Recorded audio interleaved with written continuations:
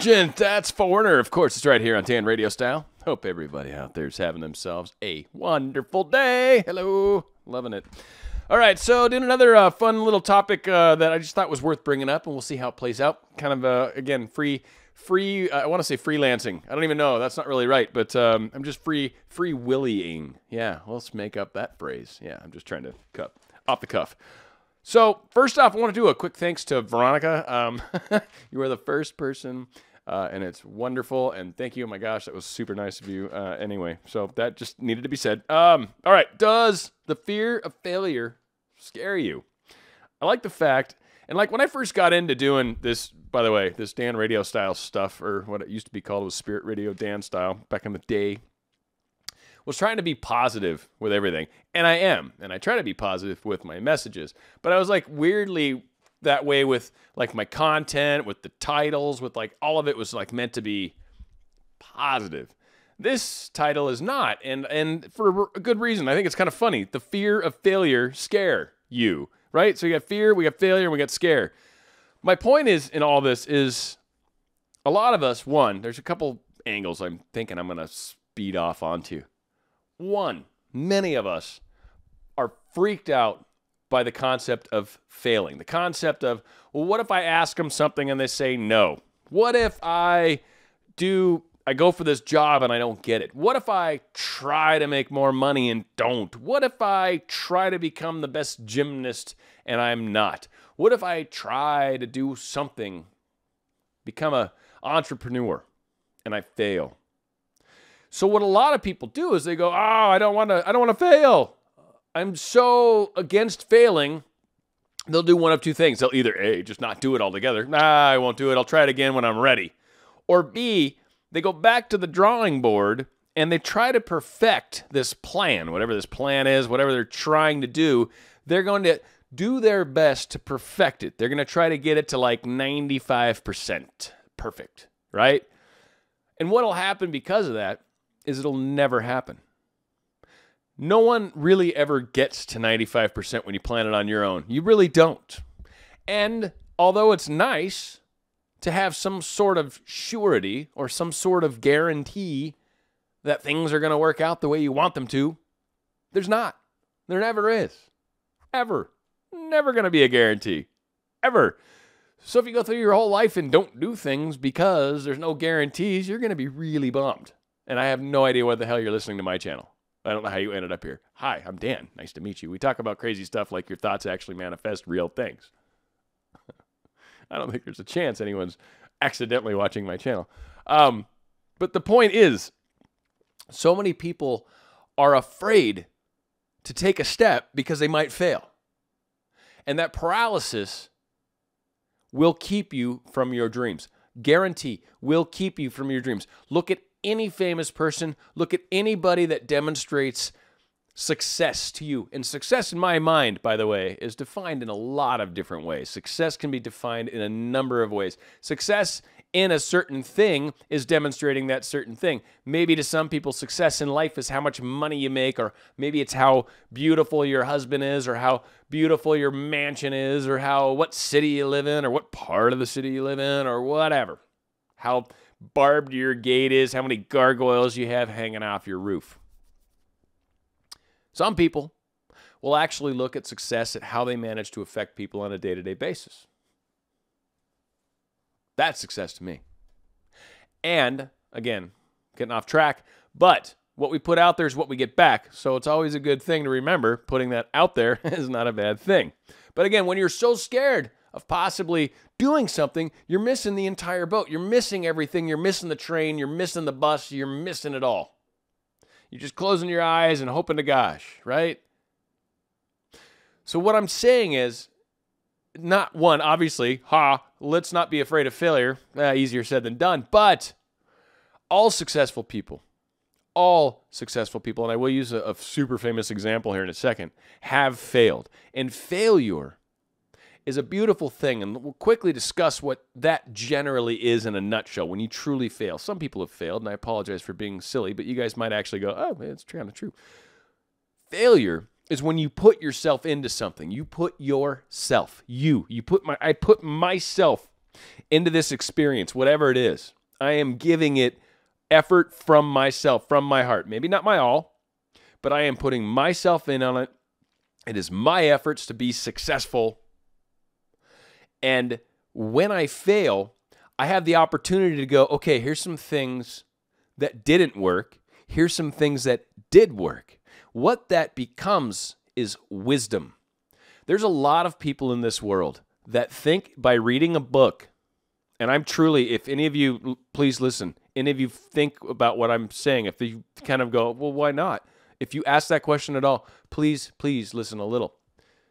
A lot of people believe if they read a book and read about something, that they understand it and thusly know it.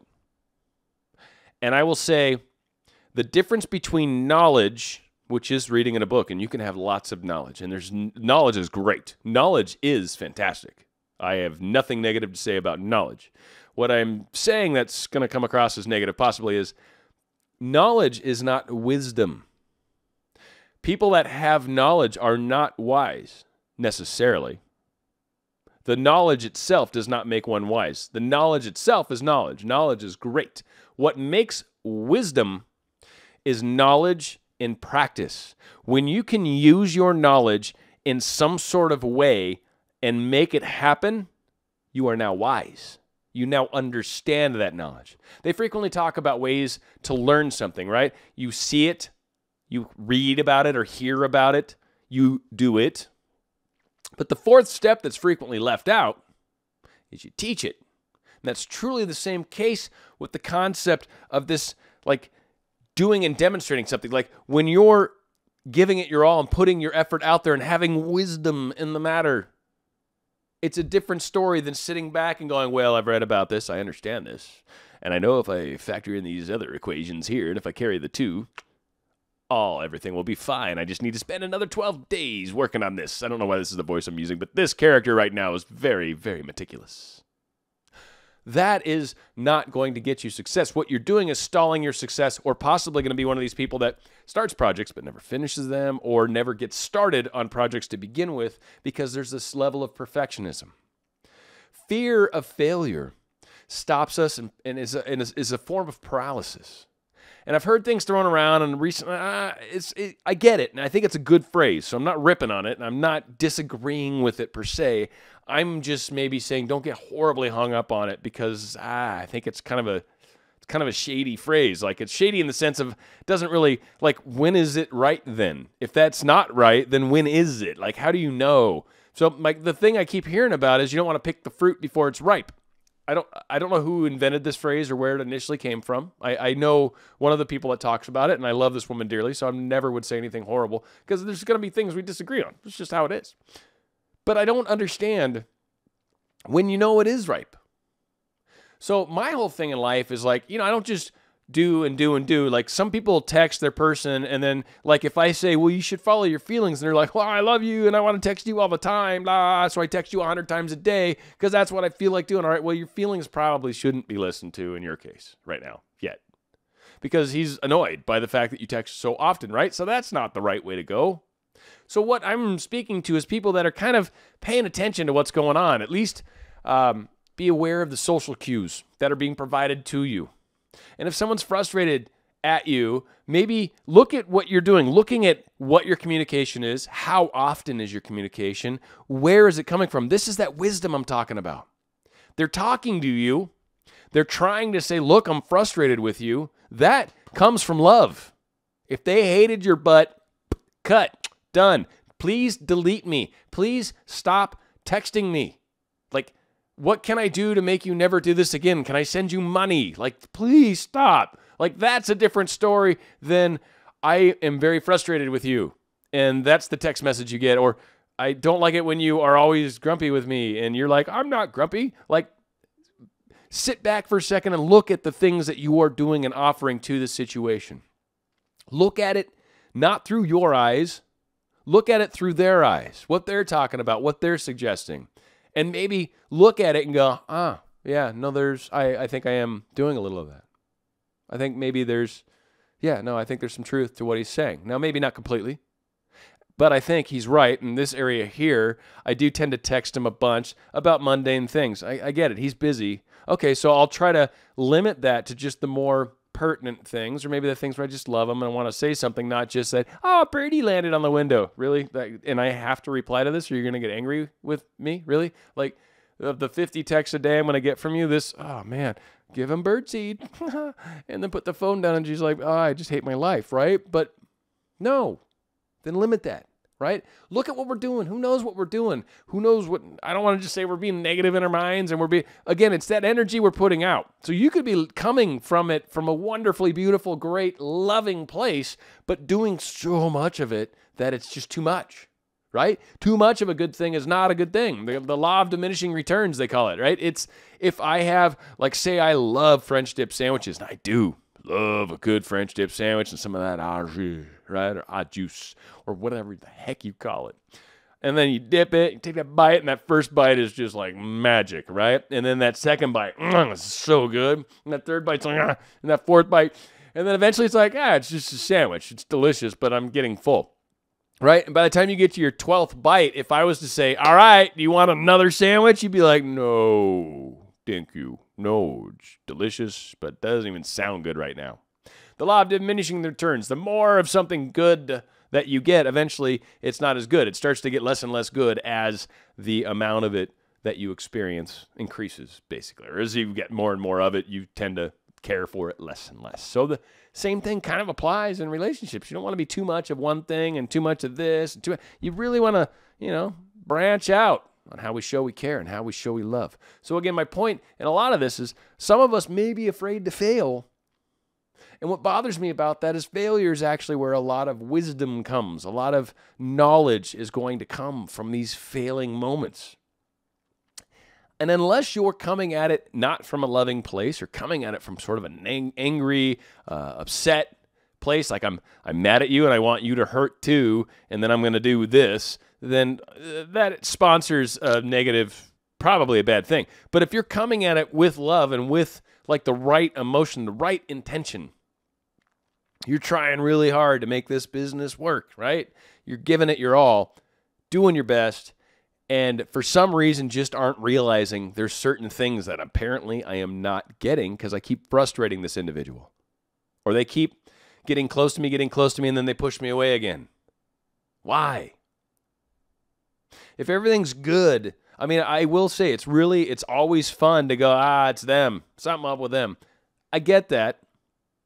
But there's also aspects of it that probably come from us.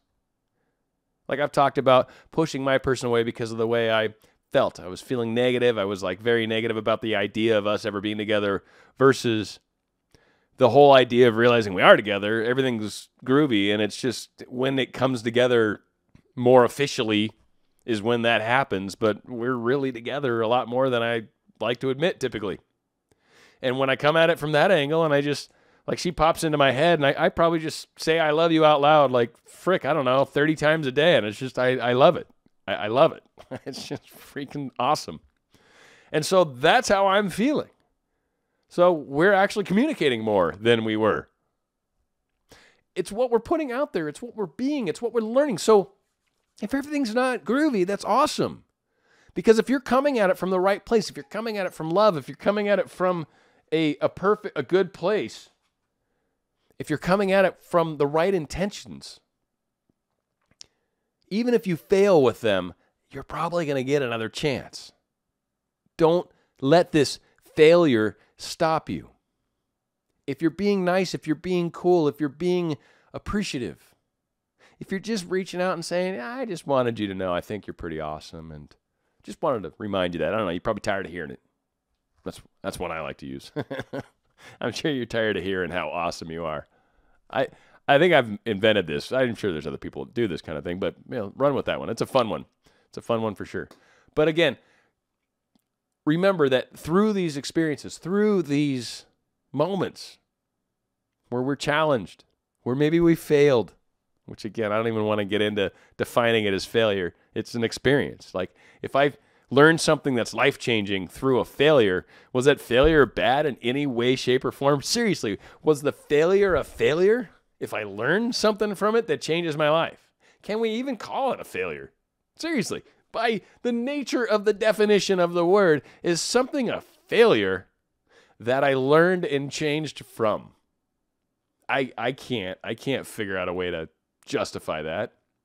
So again, one of the things that masters do is they realize when something's happening right now, obviously I'm going to get through it. Obviously I will succeed. Obviously I can handle this. Obviously this is here, so it's meant to be. I created this reality, so it's meant to be. Let's look at what it is. Let's deal with it. Let's surmount this. Let's pass this. Let's learn from this, whatever this little obstacle is in front of us. And let's move forward, because on the other side of this obstacle is a shining light. Or like I was talking about on yesterday's show, it's like walking into an underground cavern, right? And you're going through a dark tunnel, and then you suddenly end up in this cave that's bioluminescently lit, right? Like it's some sort of weird algae on the ceiling somehow emits, this blue hue. So somehow there's just like color in the room, like you can kind of see when it was just pitch black. Through a lot of these mistakes, on the other side of these challenges, after we pick ourselves up and dust ourselves off after the failure, is a bioluminescently lit room within ourselves, within our psyche, within our lives. A part of ourselves that we now understand better than we did before. And from that, we become more powerful, more confident, more aware of how this stuff works. But it's at that moment, it's proof to you. Someone could walk up to you and say, it's a bunch of crud. And you're like, whatever, dude, I went through it.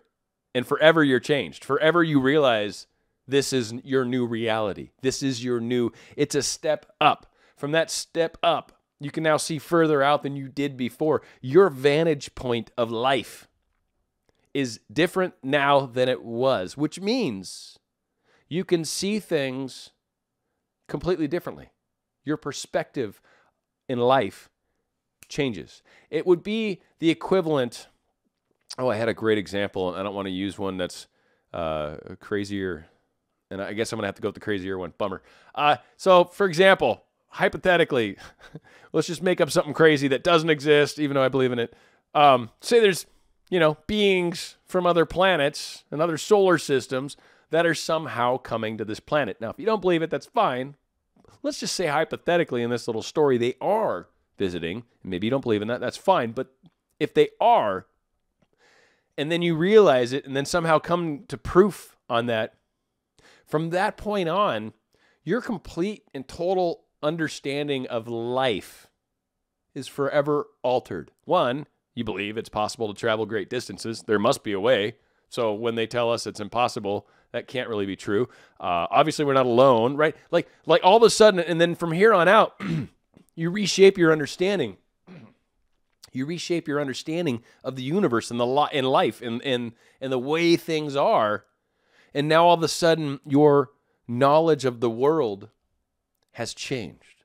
It's much like when many of us came to I know that was crazy, but it was meant to be sort of exaggerative, right? That's the only reason I picked it. I had a really good one this morning, and I can't remember what it is. But it's much like when many of us finally crossed that law of attraction threshold, and we finally said, this stuff works. There's something to this. There's something to the energies and what I think and say and do, and it seems to cause things to happen, and I've tried it on these smaller things, and it was really trippy how it worked out.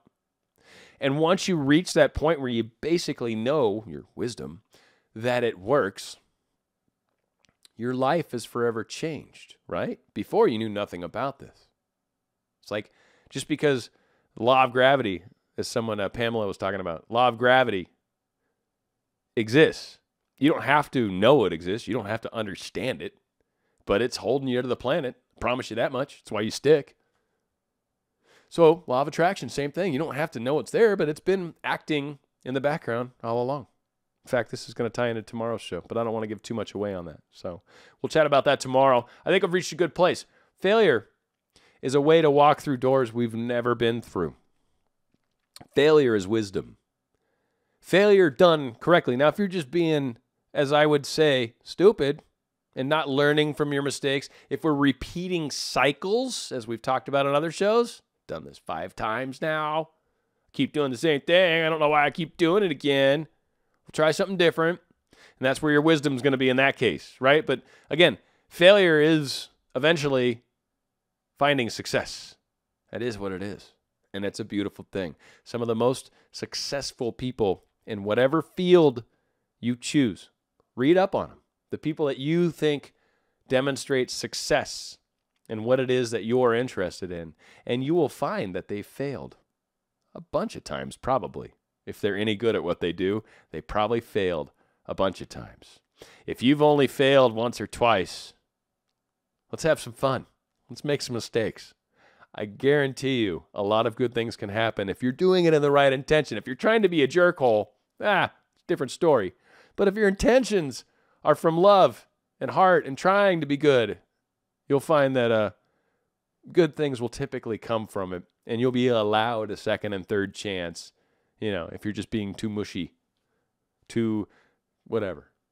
So give failure a chance. Don't let it be so stopping to you. Don't let it keep you from becoming, or don't let it keep you from texting them happy birthday. Should I text them or not? I don't want to pick the fruit before it's ripe. What the F does that even mean at this point? Text them. Good Lord, it's their birthday. Goodness, it's Christmas. Text them. It's okay. Do it with love. If they ignore you, they ignore you. At least you know.